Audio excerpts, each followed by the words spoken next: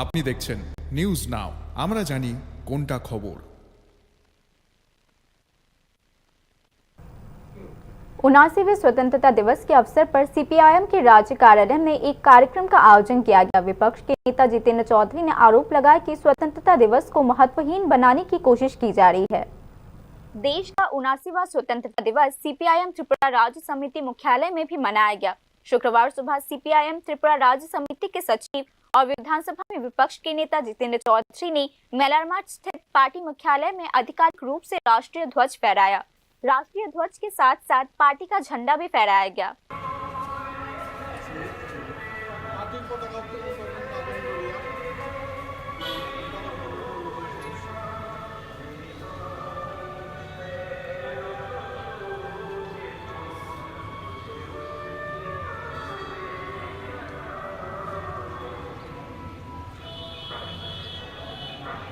स्वतंत्रता दिवस समारोह पर प्रतिक्रिया व्यक्त करते हुए विपक्ष के नेता जितेंद्र चौधरी ने आरोप लगाया कि स्वतंत्रता दिवस को महत्वहीन बनाने का प्रयास किया जा रहा है। विपक्ष के नेता जितेंद्र चौधरी ने यह भी आरोप लगाया कि न केवल राष्ट्रीय गान को विकृत किया जा रहा है बल्कि राष्ट्रीय ध्वज की गरिमा को भी धूमिल किया जा रहा है। 1950 সালে আমাদের যে সংবিধান তৈরি হয়েছে সেই সংবিধানের মুখবন্ধে তার প্রিয়াম্বলে প্রতিটি ছত্রে লেখা হয়েছে we the people of India, অর্থাৎ সমস্ত ক্ষেত্রেতেই আমরা ভারতীয়রা আমাদের নানা ধরনের বৈচিত্র্য আছে কিন্তু আমরা ঐক্যবদ্ধ।